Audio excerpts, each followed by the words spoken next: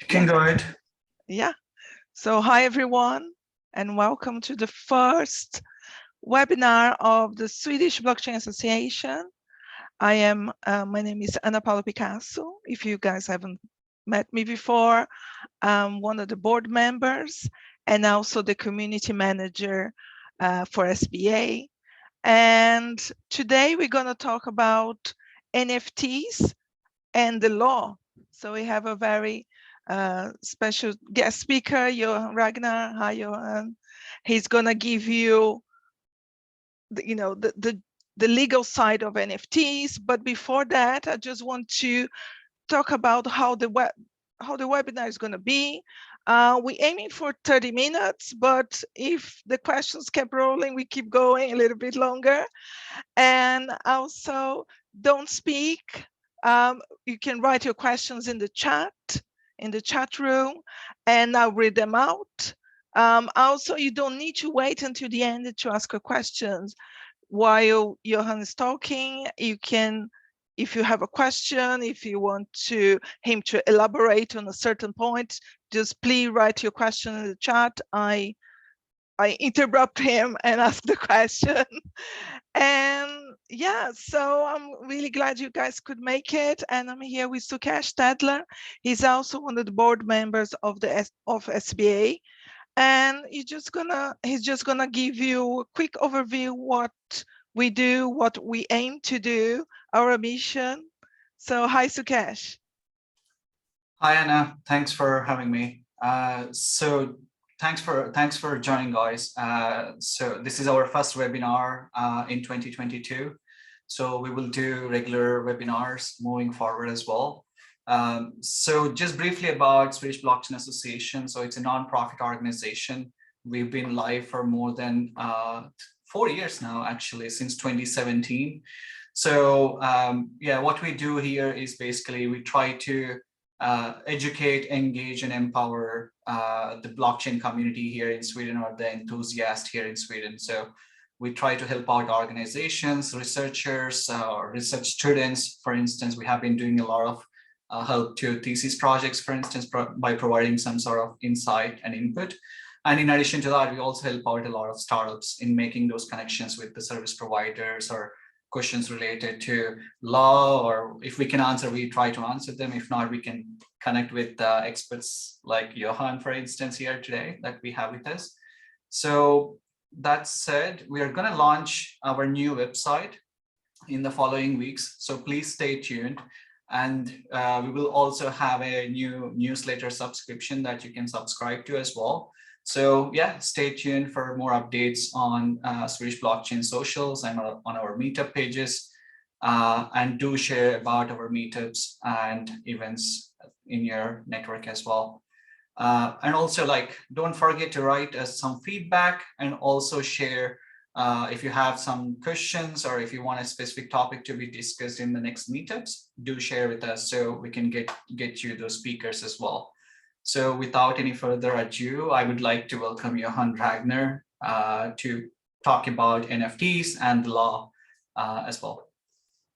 Welcome, Johan.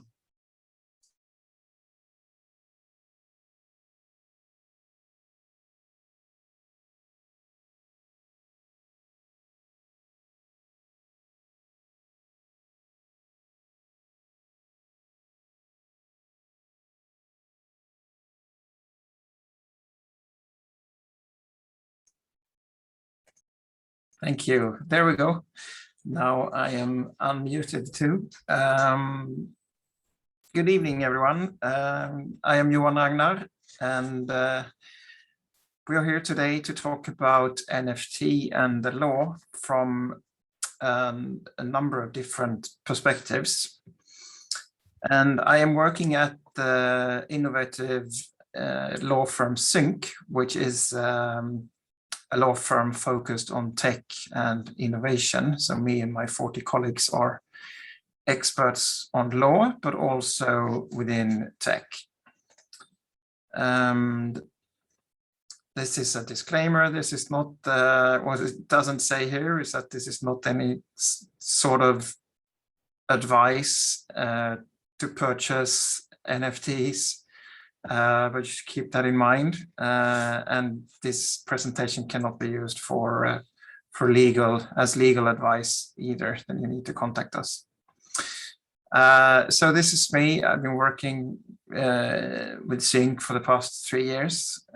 Prior to that, I've been to 2 different law firms, Vinge, to name one of them. That was my first job at a law firm in Stockholm, and also been a legal counsel for at Econo Bank. And during all these years, my focus have been banking and finance practice and the legal landscape surrounding banking and finance. And during the last couple of years, I've started to gain interest in blockchain and cryptocurrency, and now also NFTs. This is especially interesting because it's very new phenomenon, and as you might know, the lawmaker is usually slower than technology. So in these 3 areas, there are a lot of question marks, which I think you will discover during this little session. So how shall we deal with it? The contents here is just a short introduction to NFTs. What are they and so on, in case you're not fully familiar with that. Then we will talk about ownership and rights. And I will end with speaking about jurisdiction, which is which country's law will apply when we have this global phenomenon. So just a short introduction to NFTs. Here in the background is the artwork 5,000 Days. I'm sure you've read about it. It was sold at Christie's for a whopping $69 million, or maybe it was 59, it doesn't matter. And this was Christie's first digital auction, and also the record for a digital artwork. So what is an NFT? Well, it's short for a non-fungible token, and it is a representation of either a physical or a digital object that exists only online, such as the digital work of art that we just saw, the 5,000 Days. And it's in the form of an identification number. So the NFT links to an object, either digital or physical. And I guess you have read about all these crazy prices and people paying millions of dollars for something digital, which at a glance seems to be insane, because we're used to, in the digital environment and the landscape, you can reproduce anything. You can just find the copy paste tool in your computer and then make a reproduction, or you can print it, or you can send an artwork to a printing factory and have it printed for 99 euros. But think of it this way. This is the Salvador Mundi by Leonardo da Vinci. This is also known as the male Mona Lisa. This was sold for $450 million at an auction in 2017. And same thing goes here. You can just take a picture of it, take a photo of it, and print it out on a digital canvas. And then you also have your $450 million artwork, or do you? And who has the right to determine that this physical painting is worth more than the GDP of Micronesia? So how come we accept that the Salvador Mundi is worth 450 million, but it's crazy to pay 60 million for the digital artwork 5,000 days. And the key to this is that the NFT makes the digital artwork unique. So it's possible to claim that I am the rightful owner of the digital artwork, just as I would be the rightful owner of the Salvatore Mundi. So the NFT makes it unique. It uses a digital ledger to provide a public certificate of authenticity or proof of ownership. However, it doesn't restrict the sharing or copying of the underlying digital files or the recreation of identical NFTs. Now, the lack of interchangeability, that is what non-fungible means. It distinguishes the NFTs from, say, the blockchain cryptocurrencies like Bitcoin. If you don't really care if you own Bitcoins number 100 and 489, they represent the exact same value, just like €1 is fully interchangeable for another euro when you don't care which coin you have in your hand. But you do care if you have won the original NFT or the digital reproduction of it. So the original will always be worth more. Another thing is that it is possible to determine where the material of the object has been located since its creation. And I'm sure you all know that is the nice thing about blockchain, the traceability. So it is possible to follow the complete ownership chain through the blockchain. And this adds value in some instances, since the provenience of certain objects are important. So you would much rather probably own this Cadillac, which has been owned by Elvis Presley, than the exact same yellow Cadillac model, which has been owned by John Doe, right? And because of that, this Cadillac is worth a whole lot more money than a regular Cadillac.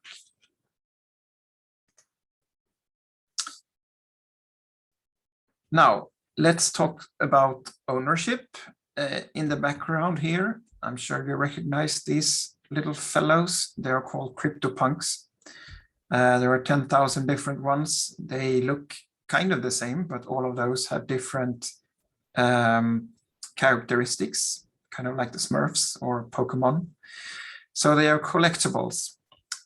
Some of these have also been sold for millions of dollars, and it's sort of a status symbol to own these and put them as your icon in your social media profile. And in our society, we are accustomed to registers with the rights of property and some artwork as well.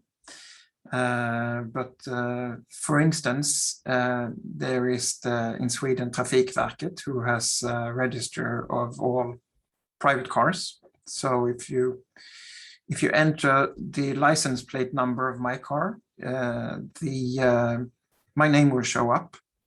The same goes for the land register. And we know the value of these legal documents. And this is how the NFTs should be viewed from an ownership perspective. Although there are some differences in terms of rights that are associated with them. Now, there's a common understanding that an NFT is itself an object. Well, it's not quite that. As with everything else within law, the boring but correct answer is it depends. It depends on what kind of underlying object the NFT represents. Because an NFT can either be the original object or an object that exists only in the digital virtual world. Like these, the 10,000 CryptoPunks. The cheapest one right now of these 10,000, which are out for sale, is $193,678. That's the cheapest one.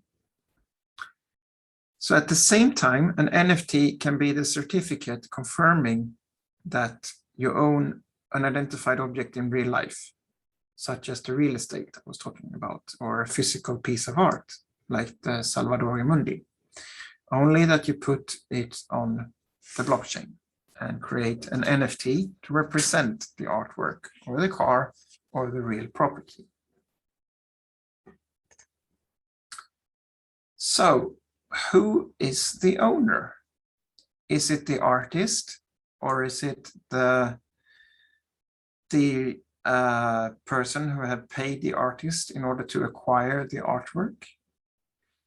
Now, the reason for concern in this area is that not all artists and developers own the copyright to their works. Normally, creators do not have to worry about the right to property or the copyright to their work because they are the artist. However, the practice of the creator economy is that the rights to a masterpiece or music, etc., are given to numerous different parties. One party may hold the distribution rights, another party has the right for exhibition, another one controls the impact rights, and yet another owns the marketing rights. Now, this is especially true for the music industry. And in the music industry, we have also seen artists creating their works as an NFT, and thereby you as a fan or collector can also purchase a piece of, say, ABBA's greatest hits. You may also acquire the rights to that piece of art. So every time that song plays, you receive a little token or a little piece of money because of you're connected to your ownership right. So kind of like Steam works today, but a very much more heavier and an old system. So if you develop an NFT of the work in which the copyrights are assigned to all parties, the question becomes, which of these rights holders would have the appropriate legal status to do this? Can each of the parties involved do this on their own without the permission of the other rights holders? And resolving this issue will take a lot of time, both from a legal point of view and the judicial. So in the meantime, these legal issues are not resolved. This is, as I mentioned in the beginning, the hype around the NFTs is very new, and still it's gaining grounds in various sectors, such as in music, video games, physical art, and the more recently produced programmable art. We will also see and are seeing already within the field of computer games, where you have a computer, a programmer or a gaming company creating the game. This game is creating the platform, but within that you can create persons, characters, clothing, and skins, weapons. You can purchase land, etc., etc. That could all be listed on the blockchain and linking these items to the NFT in order to make them traceable and also to purchase them easier. This phenomenon has been around for a couple of years, however, not in the format of NFT. So look at Roblox, for example, is a perfect example of that. But as far as I know, they are not working with NFTs. I'm not a gamer, so I'm not really sure about that one. Now, a very interesting part, and perhaps what makes NFTs so exciting, is that the real value has yet to be found out. What are we purchasing today? Is it air, Is it vacuum? Is it nothing? Or is it really worth $69 million to have a certificate that you own a digital artwork, when that artwork can in fact be reproduced? Actually, I must confess that I myself have taken the 5,000 days, downloaded in high resolution, sent it to a printing factory and have it printed on a plexiglass sheet in order to put on my wall. However, of course, I could never claim that this is the original, but the legal right, or the copyright, will always remain with the artist. That could never be claimed.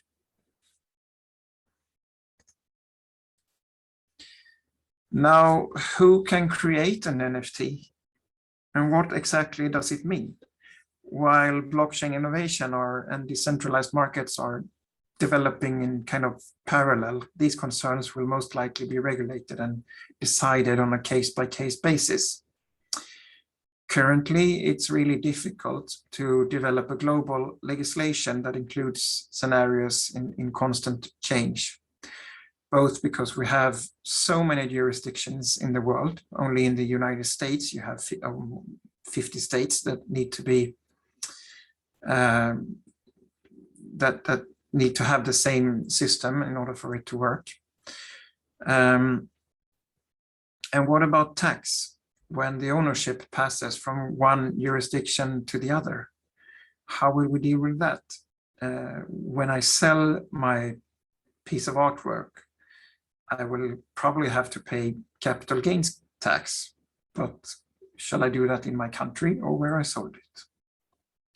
So there's a lot of confusion here in the NFT field, at least within the legal world, not only about what the rights the developers claim, but also what buyers acquire with the NFTs. This also means that legal analysis is becoming increasingly complicated, especially when it comes to the ownership of NFTs. Another indication is the way platforms have made material available and how content intermediaries deal with NFTs. So a lot of question marks. Now, let's talk about rights. Because when an NFT is purchased, there are mostly three people involved. It's the creator of the original work, the developer of the NFT, and the purchaser of the NFT. And again, owning an NFT doesn't mean that you acquire the legal ownership of the underlying property, but that one only receives the legal ownership of the NFT representing the property. So it is essential for platforms listing NFTs to define the terms.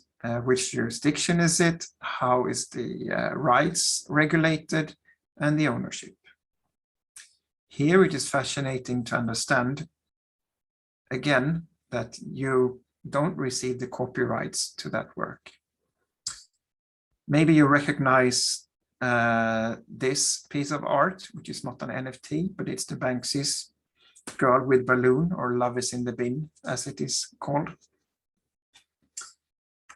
This was shredded by the artist himself when it was sold on an auction. And by doing that, he increased the value from $1.4 million, which was the price when it was sold, to $25 million when it was sold again. And he could do that because he was the copyright holder to the artwork. But still, he didn't own the artwork. So to summarize, you're purchasing the right to the NFT. That means the ownership right to connect to the underlying work, but you do not have the copyright to use that work. So you can't copy, distribute, or perform it unless those rights have been actually transferred. So something about jurisdiction. Here's me, basically, very confused in this foggy landscape, but trying to do the best out of the regulations that are available. So suppose that copyright in Sweden is perpetual, meaning that it is permanent and forever, while in Germany it ends with the death of the artist, and in Belgium it is valid 50 years after the death of an artist. How do we regulate that?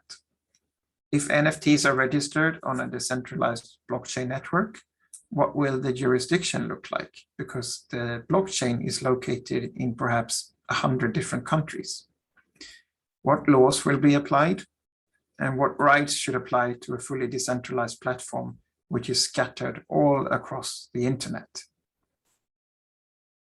Will the jurisdiction be where the original artist lived or lives?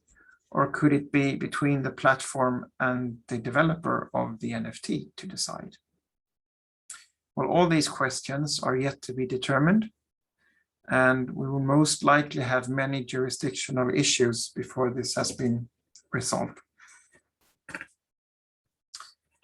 So this is a summary of this short little introduction to NFTs and the law.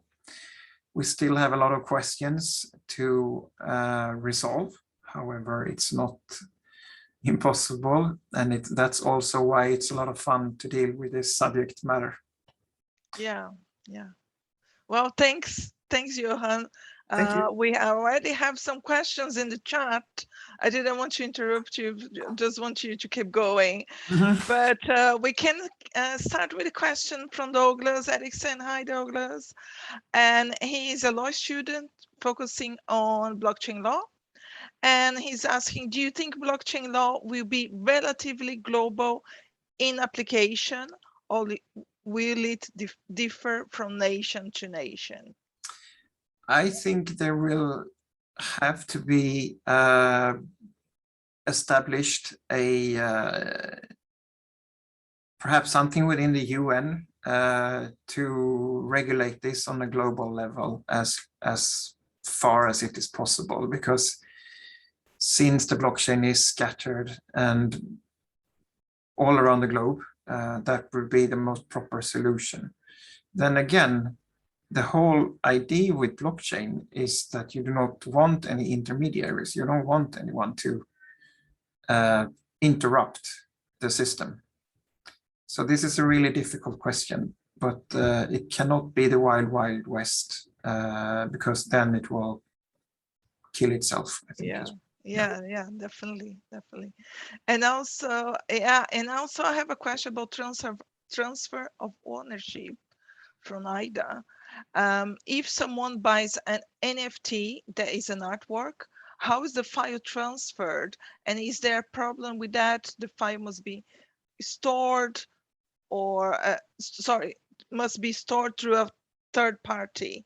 Is that the third party ever the owner would be responsible if they go hacked, or if the artwork is copied?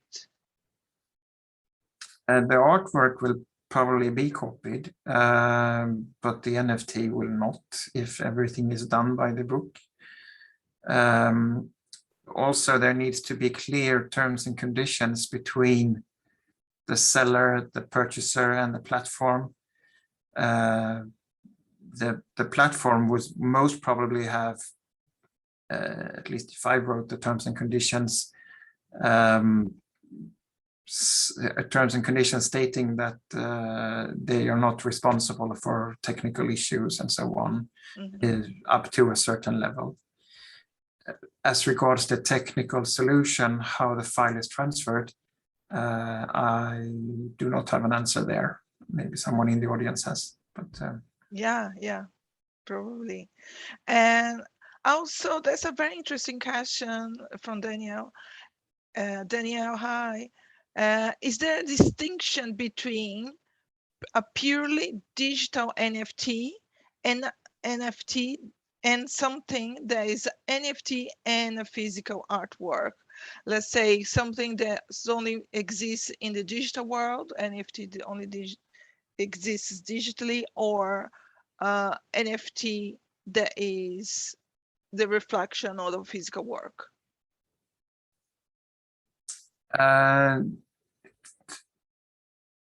Well, not really. I would say no. No. But I'm not a lawyer. No, it not. No. But like the NFT will obviously always be digital, but it could represent anything, and it can be a physical artwork, or it could be a digital artwork. It doesn't really matter. However, I mean, the digital artwork is in fact easier to copy, but then again, you would not own the original artwork because that is always represented by the NFT. This is where you can get a brain freeze, kind of. Yeah. So is it right to say that an NFT is the record of ownership on the blockchain? Yeah. Okay. Yeah. Yeah. And then on that note, I have another question from Chris Coyle. And is there a better description of an NFT that, sorry, let me read that again. Isn't a better description of an NFT that it is an entity as opposed to object with proof of ownership? For instance, an NFT can be a tangible asset or digital asset. Example, song, animation, etc. It can be a representation of the digital asset, the song, animation, and so on. I think. But so it's, yeah, it's not an object. It's a it is it's a proof of ownership. Okay. Yeah. No, that's fine. That's fine. And yeah, so, I just want to add one point, actually, like go ahead. To the previous question that Ida had, I guess, like about the storage part of that NFT. I think it's important that everyone understands that if you have an NFT on the blockchain, as we say, it doesn't mean that the image itself is being stored on the blockchain. It's stored on some other IPFS server or some sort of decentralized storage system. So if someone removes it or someone doesn't pin it in an IPFS server, you will not be able to access that NFT anymore. So it's important that when you get an NFT, I would always recommend to have your NFTs pinned on your own, like some sort of IPFS server, because like you can actually go to pinata.cloud where you can get a free access, and then you can pin your own NFTs there, because that gives you much more security as an NFT ownership, because the image itself is stored elsewhere rather than on the blockchain, because you only store IPFS hashes on the blockchain. So that's important that you understand that. Yeah, yeah. And I think I had another question here on the chat asking about how do you transfer the ownership once an NFT is being sold. Yeah, I think that covers that as well. And yeah, we running a little bit over 30 minutes. I think we have a couple of questions. So if you guys have anything else to ask, now is the time. We're gonna go maybe for another 5 minutes or so. Let's have a look here.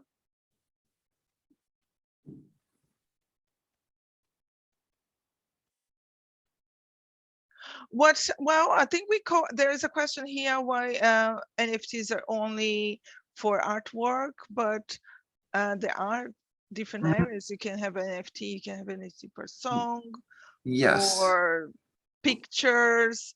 What else? What else? Well, Johan, basically, that we haven't mentioned.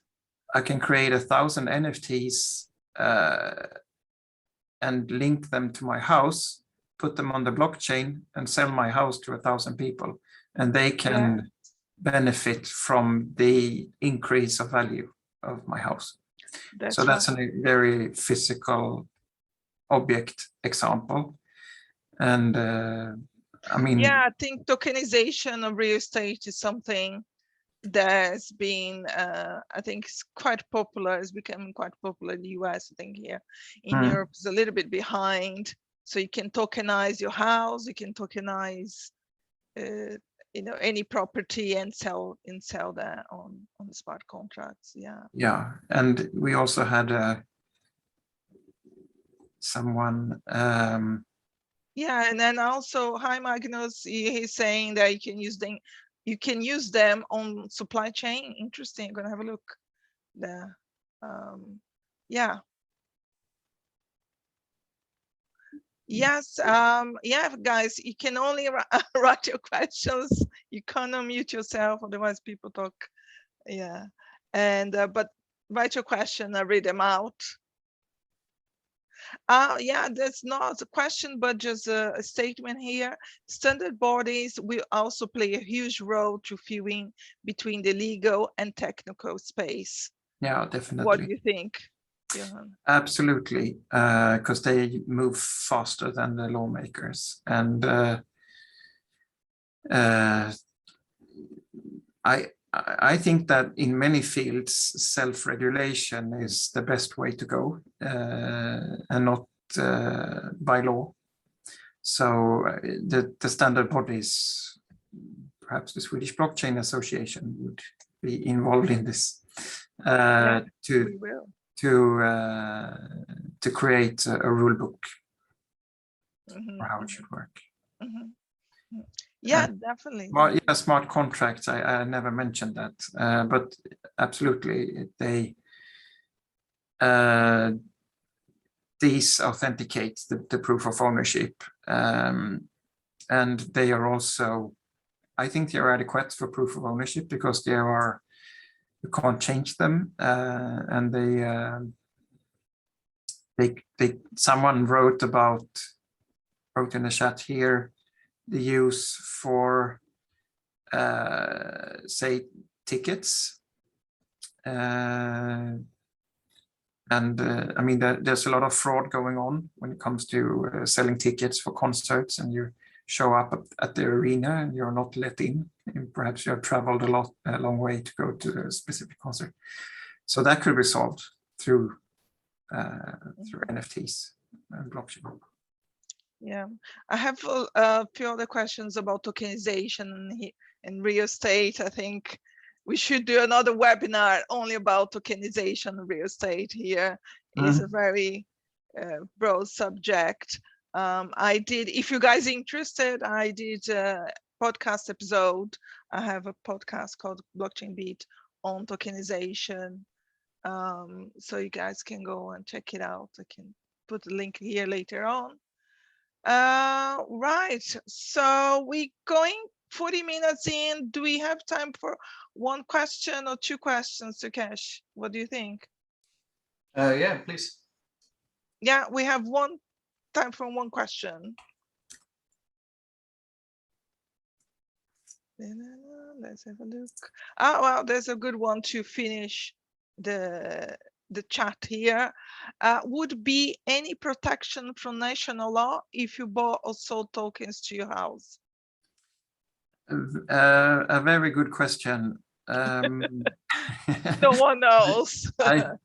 As a first step, I think my bank wouldn't be very happy. Suddenly I sold a house that they have a security in. So there's a lot of legal issues here. And that use for NFTs is more on a theoretical level right now. But I'm sure in the future, just as you said, tokenization will be, that's coming up in the future. Yes, definitely. So guys, I think this is it. Yeah, so 40 minutes in, we still, I think the NFT space is still developing. So probably gonna do another one, maybe in a year's time, to see what changed. And yeah, so thank you very much, and thank you, Johan, for coming Yes. and answering some questions. And if you want to read more, I put up not links here, but you can just go to lexicon.se and you will find lexicon.se. Yeah, you will find 3 articles, one on NFTs, one on cryptocurrency, and one on blockchain, and all linked to the legal field if you want to learn. Yes, and also I can share that on the Swedish Blockchain Association page on LinkedIn. So we're very active there. So you guys can go and check it out if you guys have LinkedIn. And that's it. Do you want to say anything, Sukesh? Just say goodbye. Thank you everyone for joining in. Thank everyone. Have a nice rest of the Have a nice evening. And this